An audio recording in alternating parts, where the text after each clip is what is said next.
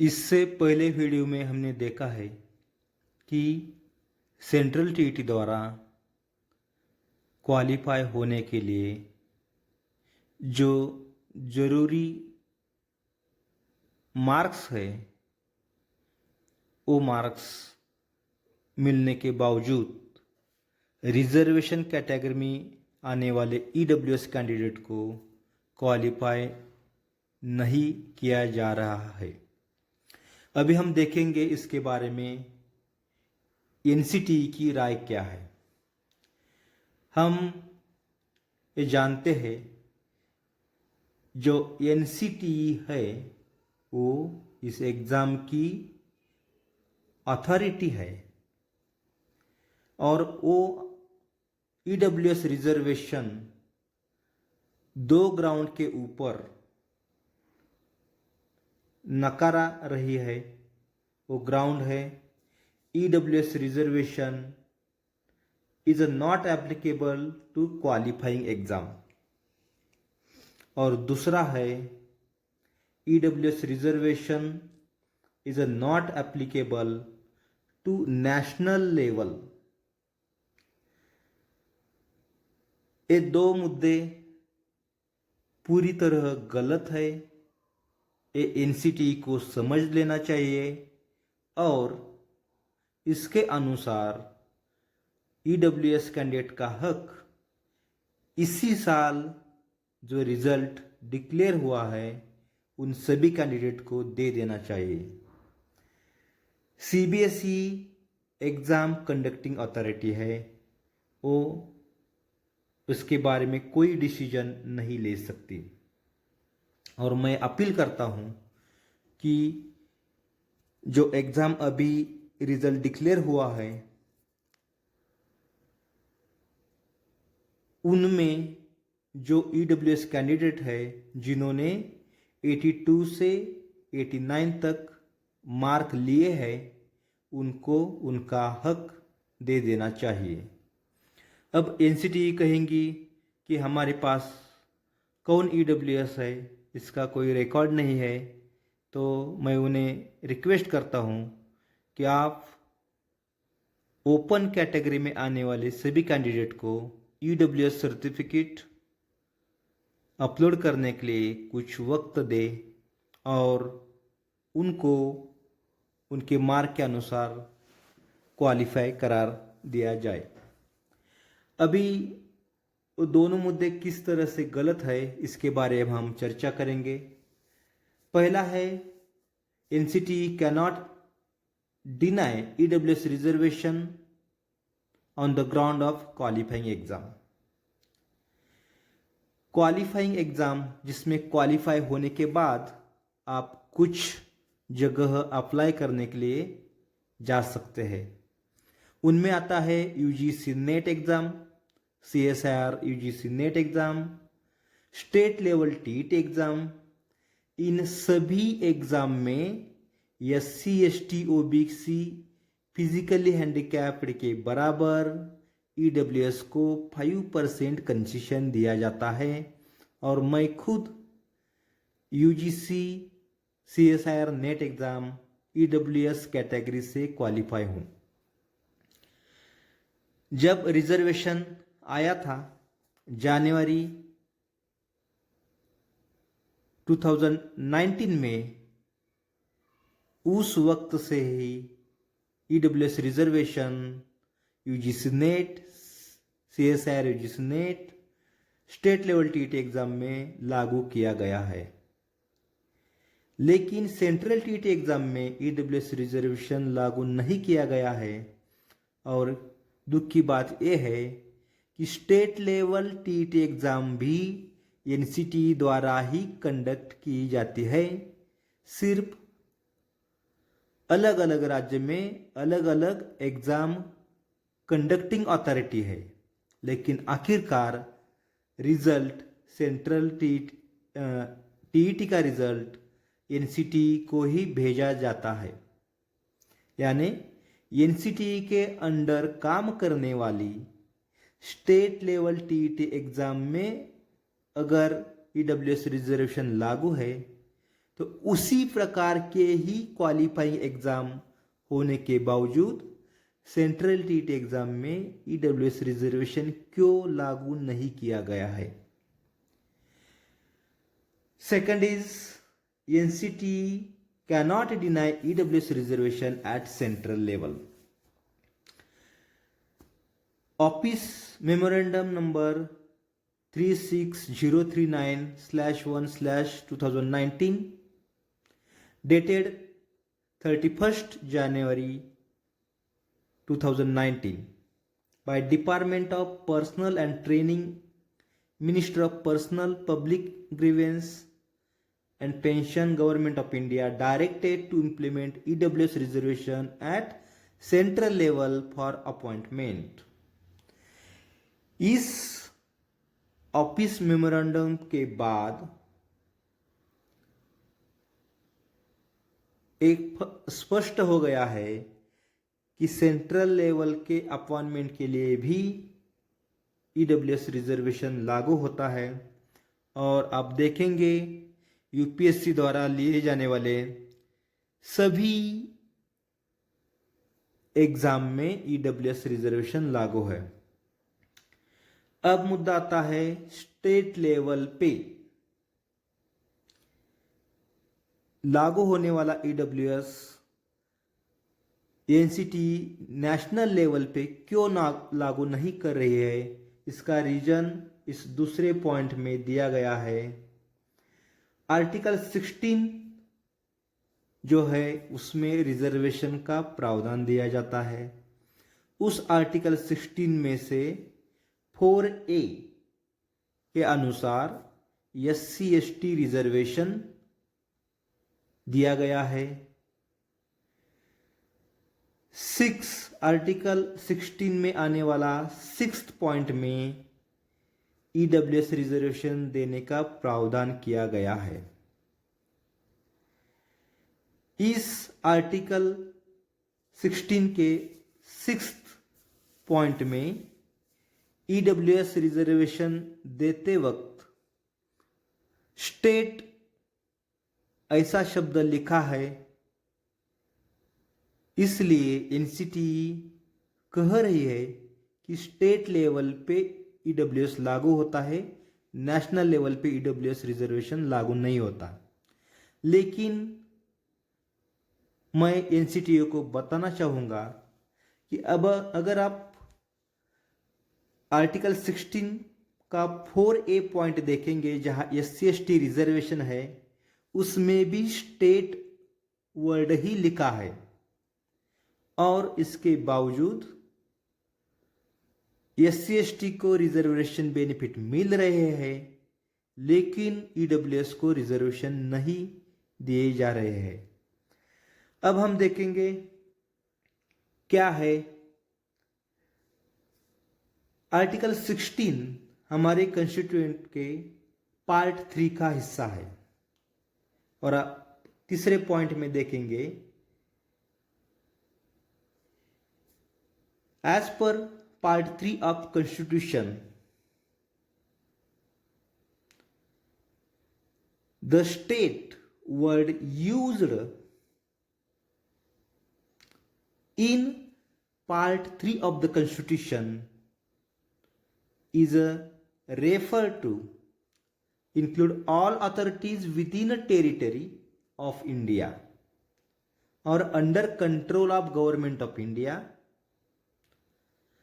This definition is applicable to complete Part 3 of the Constitution and Article 16 उनमें आने वाले 4A और 6 सभी Part 3 of the Constitution का हिस्सा है। इसलिए SC/ST कैटेगरी के लोगों को आर्टिकल 16 4A के अनुसार रिजर्वेशन बेनिफिट एनसीटी देती है। उसी हिसाब से आर्टिकल 16 के 6ठे मुद्दे के अनुसार सभी ईडब्ल्यूएस कैंडिडेट को पूरे गवर्नमेंट ऑफ इंडिया के कंट्रोल में आने वाले एनसीटी द्वारा ईडब्ल्यूएस रिजर्वेशन देना और कैंडिडेट को इस रिजर्वेशन के अनुसार मिलने वाले 5% क्वालिफाइंग मार्क का कंसेशन मिलना ये उनका हक है। सेंट्रल लेवल क्वालिफाइंग एग्जाम में आने वाले यूजीसी नेट जो एजुकेशन मिनिस्ट्री के अंडर ही आता है, वो अगर यूजीसी नेट में ईडब्ल्यूएस रिजर्वेशन का बेनिफिट देते हैं तो उसी मंत्रालय के अंदर आने वाले एनसीटी द्वारा ये रिजर्वेशन क्यों नहीं दिया जा रहा है। अब हम आगे देखेंगे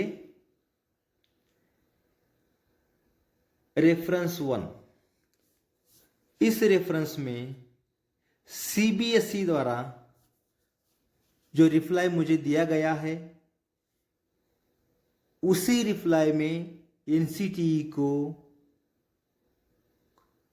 सीसी में रखा गया है। इसका मतलब एनसीटीई की अथॉरिटी को यही मेल पहुंच चुका है 13 अक्टूबर 2021 को।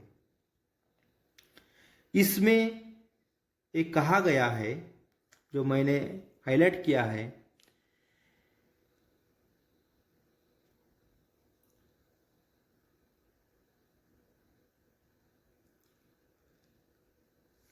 सीबीएसई केवल एक परीक्षा संचालन निकाय है जो एनसीटीई दिल्ली द्वारा निर्धारित किए गए दिशा निर्देशों के अनुसार सीटीईटी परीक्षा आयोजित करती है।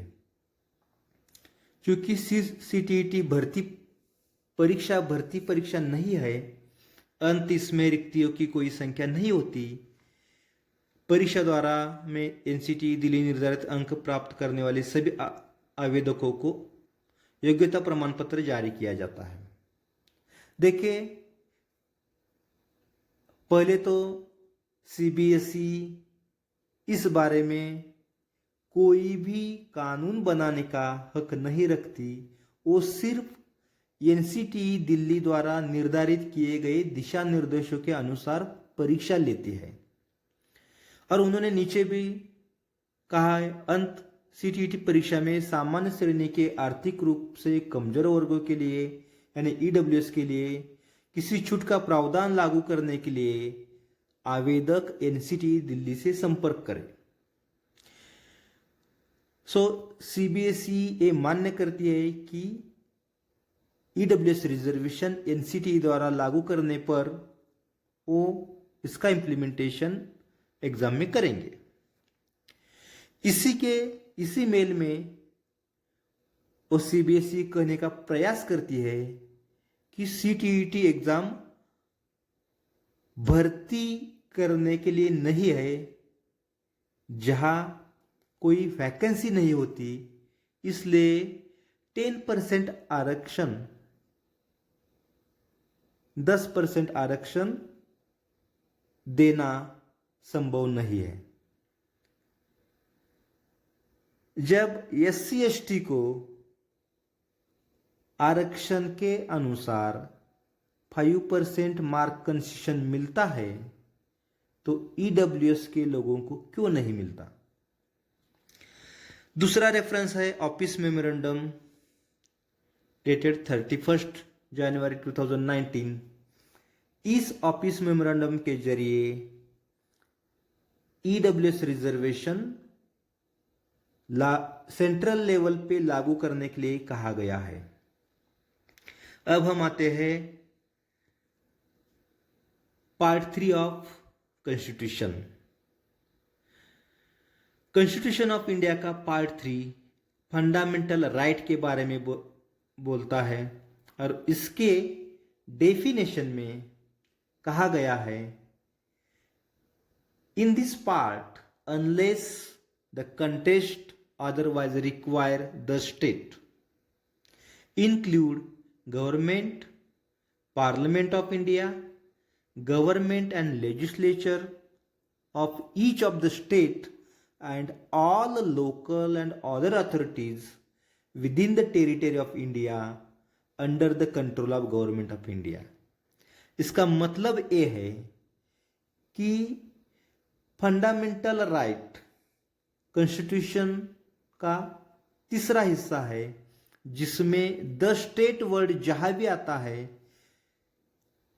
उधर अगर अलग से दूसरा कोई डेफिनेशन नहीं दिया गया हो तो द स्टेट का मीनिंग होता है गवर्नमेंट ऑफ इंडिया,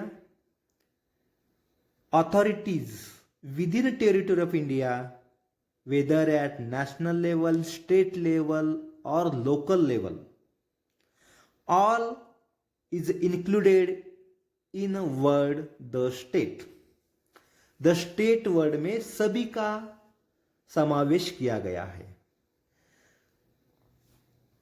इसके पार्ट 3 के ही 16th पॉइंट में ये लिखा गया है equality of opportunity in a matter of public employment.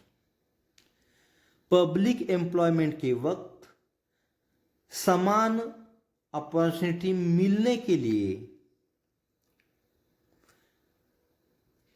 हम जो डिफरेंस्ड क्लास है उनको कुछ ज्यादा बेनिफिट देते हैं। उस आर्टिकल 16 के अनुसार 16 के अंदर छठा जो पॉइंट आया है वो ईडब्ल्यूएस का है, लेकिन हम यहां 4A पॉइंट भी दिखा रहे हैं। इस 4A पॉइंट में लिखा है nothing in the article shall prevent the state from making any provision for reservation 5 in a matter of promotion with consequential seniority to any class। ये ब्रैकेट में है और classes of the post in a service under state in favour of scheduled caste and scheduled tribes which in the opinion of state are not adequately represented in a service under state। इसी point के अनुसार SC/ST reservation देश के हर level पर national, state और local authority के level पर लागू हो चुका है। इसमें भी द स्टेट वर्ड लिखा है, कहीं भी नेशनल लेवल और सेंट्रल लेवल और क्वालिफाइंग एग्जाम ऐसा किधर भी लिखा नहीं है। लेकिन ये एग्जाम क्वालिफाई करने के बाद एम्प्लॉयमेंट हो जाती है। सिर्फ इसीलिए SC/ST के कैंडिडेट को 5% कंसेशन यानी 60% के बजाय 55% मार्क मिलने के बावजूद वो क्वालिफाई होते हैं। इसी 16 आर्टिकल में ही जो छठा पॉइंट आया है वो है EWS रिजर्वेशन का।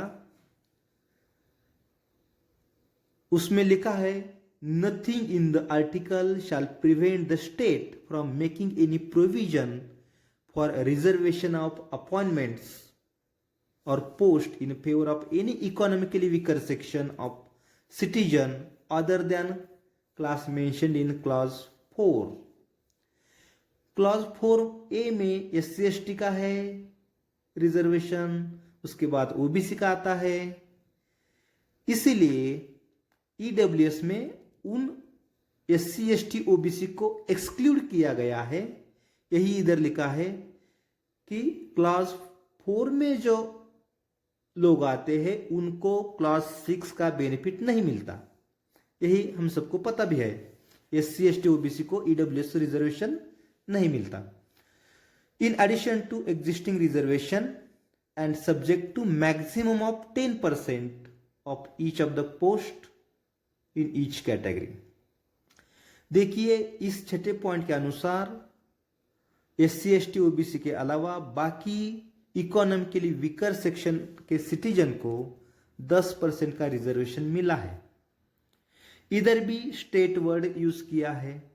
SC/ST के लिए 4A में भी स्टेट वर्ड यूज किया है, लेकिन NCTE SC/ST को बेनिफिट देती है नेशनल लेवल पे क्वालिफाइंग एग्जाम में, सेंट्रल टीईटी में, लेकिन ईडब्ल्यूएस के लोगों को रिजर्वेशन बेनिफिट नहीं देती।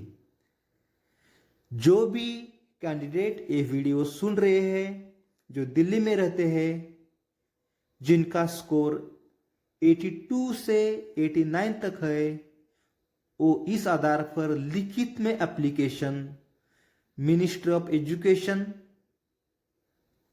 एनसीटीई और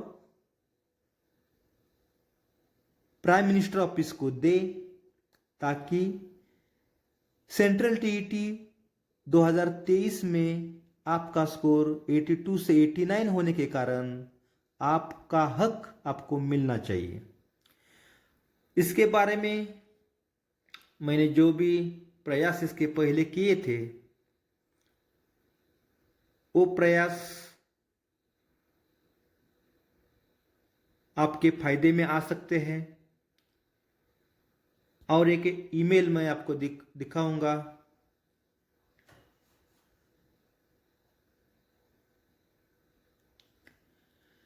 उनका ऐसा कहना है कि 5% क्वालिफाइंग एग्जाम में concession SC/ST OBC PH etcetera candidate को दिया जाता है। उस एटसेट्रा कैंडिडेट में ईडब्ल्यूएस के कैंडिडेट अपने आप आते हैं। इसीलिए सेंट्रल टीईटी को नए अमेंडमेंट की, नए रिजोल्यूशन की, गवर्नमेंट रिजोल्यूशन की या नए नोटिस की कोई जरूरत नहीं है।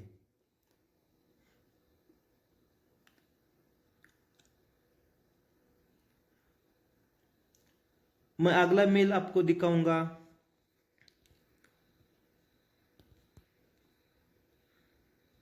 जो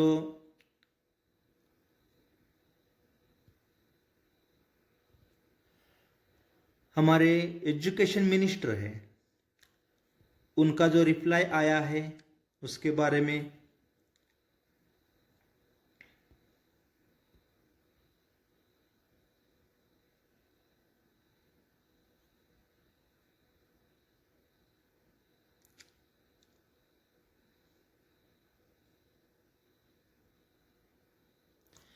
एनसीटी द्वारा 11 फरवरी 2022 को एक रिप्लाई आया था।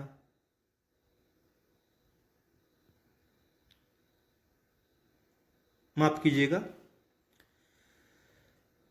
मेरे उस एप्लीकेशन के अनुसार 11 फरवरी मेरा एप्लीकेशन का मेल आप ऊपर देख रहे हैं, वो मेरा 6th ग्रीवेंस था, 6ठा प्रयास था। हर बार कुछ ना कुछ रीजन देके एप्लीकेशन अपने मुकाम तक नहीं पहुंचा था, लेकिन 11 फरवरी 2022 को मैंने एजुकेशन मिनिस्टर, कैबिनेट मिनिस्टर है धर्मेंद्र प्रधान और मिनिस्टर ऑफ स्टेट है अन्नपूर्णा देवी, उनको मेल लिखा था। मुझे ऑनरेबल मिनिस्टर धर्मेंद्र प्रधान साहब का रिप्लाई आया कि आपका मेल मिला है, उसके ऊपर कार्रवाई होगी। उसके बाद ये मेल फॉरवर्ड हुआ और फिर से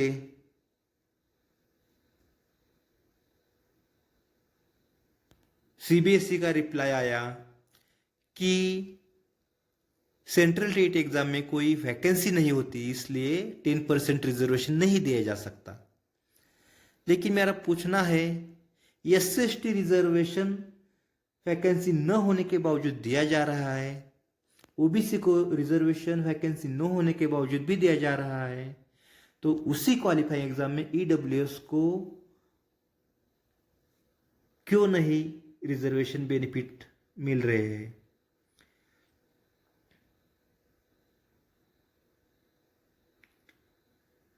जो मिनिस्टर साहब का मेल था वो आगे आगे फॉरवर्ड होता गया। मिनिस्टर साहब का मेल गया, दीपक शाह साहब के, उनका मेल गया, विभूति नारायण शुक्ला से उनका मेल गया। फिर उन्होंने फॉरवर्ड किया यल स्वीटी चांगसेन से, उन्होंने फिर रिप्लाई दिया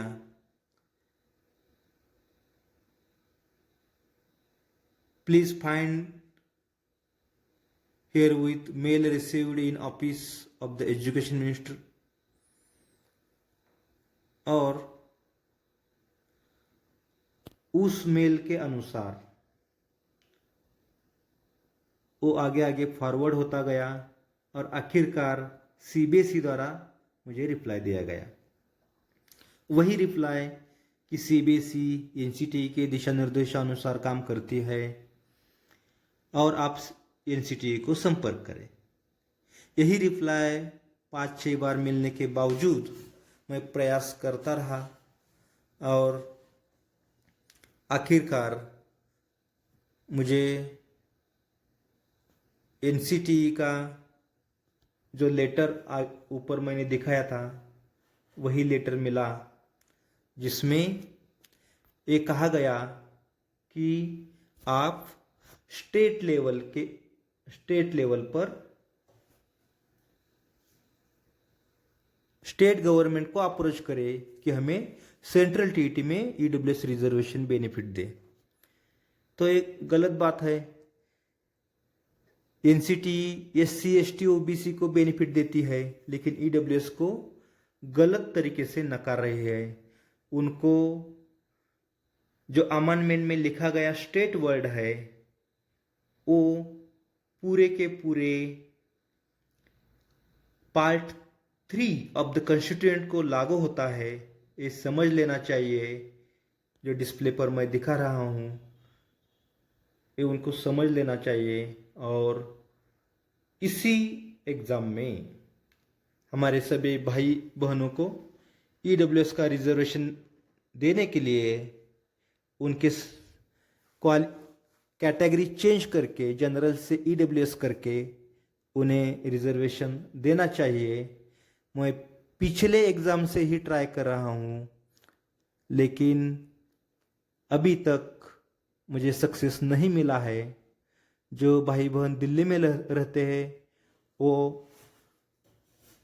पर्सनली एजुकेशन मिनिस्ट्री को या एनसीटी के ऑफिस को विजिट करके आप उनसे रिटर्न में एप्लीकेशन देके उनको दबाव बनाएं।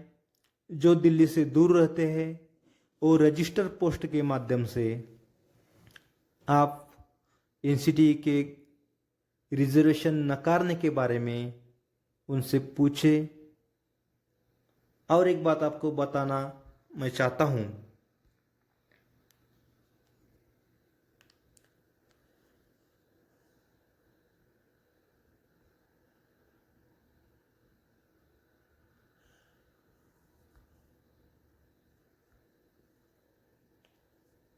ये है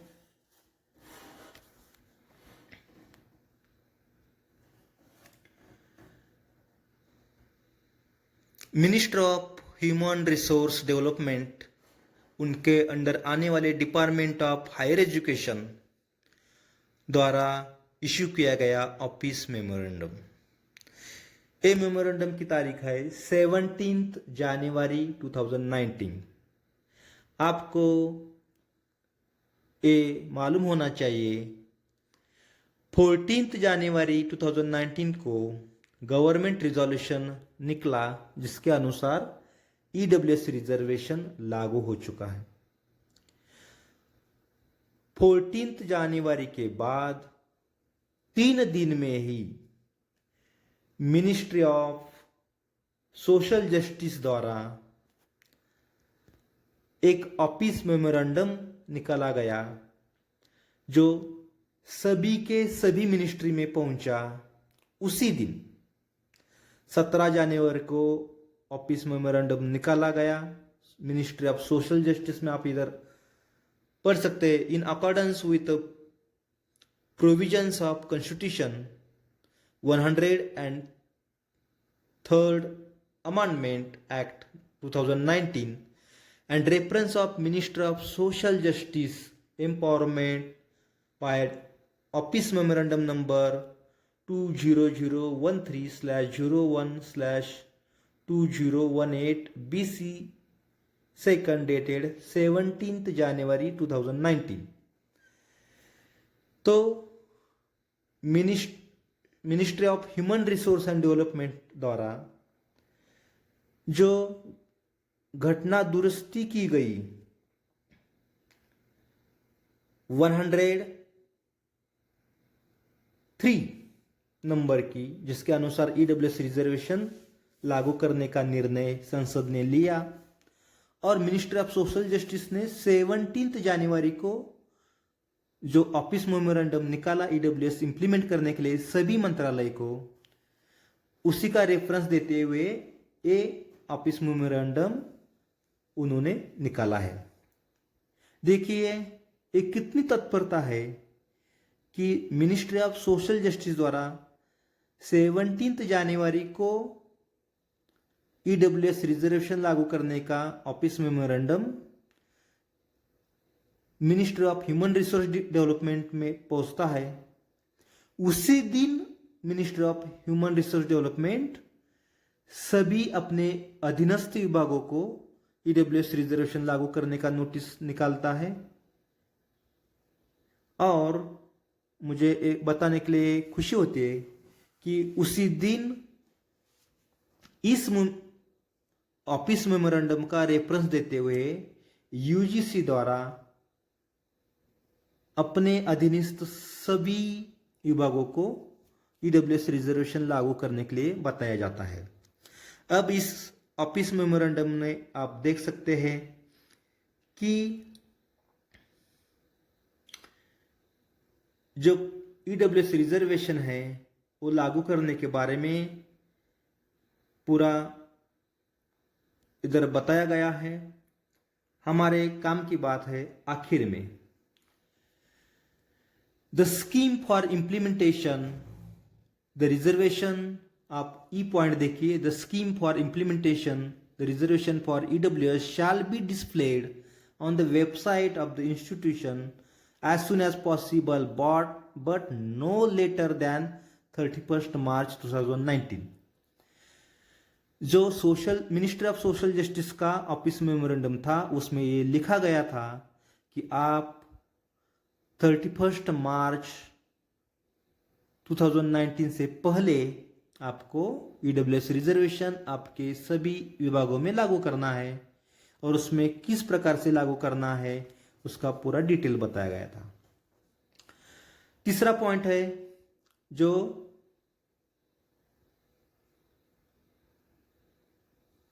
मिनिस्ट्री ऑफ ह्यूमन रिसोर्स और डेवलपमेंट ने के डायरेक्टर स्मिता श्रीवास्तव, उनके साइन इधर हम देख रहे हैं, उन्होंने ऑफिस मेमोरेंडम निकाला है।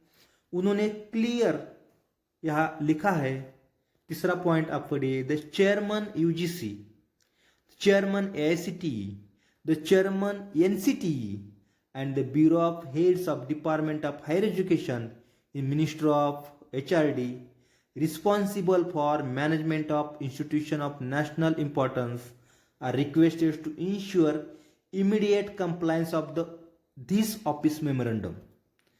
उन्होंने स्पष्ट रूप से ये बताया है कि इस ईडब्ल्यूएस रिजर्वेशन का इंप्लीमेंटेशन करना ये चेयरमैन एनसीटी की रिस्पॉन्सिबिलिटी है और उसकी कॉपी नीचे दी गई है, chairman UGC, chairman AICT, chairman NCT. नीचे लिखा है copy to chief secretary of all the state और यूनियन टेरिटरी। अगर ईडब्ल्यूएस रिजर्वेशन यूनियन टेरिटरी और नेशनल लेवल पर लागू नहीं होता तो उनको एक कॉपी नहीं दी जा सकती। ये उस चेयरमैन एनसीटी के समझ में आनी चाहिए थी, लेकिन हमारे एनसीटी के चेयरमैन साहब शायद उस वक्त अलग होंगे, उसके बाद में भी कुछ आए होंगे, लेकिन उन्होंने इस बात का संज्ञान लेना चाहिए। और 2019 से ये थर्ड एग्जाम है, मे बी इस एग्जाम में भी अगर आपने ईडब्ल्यूएस रिजर्वेशन के बेनिफिट नहीं दिए तो जो आर्थिक रूप से कमजोर है उन कमजोरों को दबाने का काम उनका हक नकारने का काम चेयरमैन एनसीटी कर रहे हैं, ऐसा हम सीधे तौर पर अनुमान लगा सकते हैं। तो मैं दिल्ली में रहने वाले, सेंट्रल टीईटी के क्लासेस लेने वाले सभी लोगों को मैं अपील करता हूँ कि आप इस सभी का रेफरेंस लेते हुए एक रिटर्न एप्लीकेशन तैयार करें और वो by hand ministry of education में दे, एनसीटी के ऑफिस में दे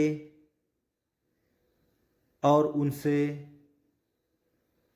रिक्वेस्ट करें कि हमारा हक हमें दिया जाए। और जो 82 से 89 तक स्कोर करने वाले कैंडिडेट है उनको अपना हक पाने के लिए कुछ ना कुछ करना होगा। और इसके लिए आप किसी भी स्टेट में रहते हो, चाहे केरला हो, तमिलनाडु, महाराष्ट्र, गुजरात या हिमाचल और कौन से भी स्टेट में आप सेंट्रल टीईटी में 82 से 89 तक मार्क लाए हो और अगर आपको ईडब्ल्यूएस रिजर्वेशन के बेनिफिट नहीं मिले तो आप क्वालिफाई नहीं होंगे।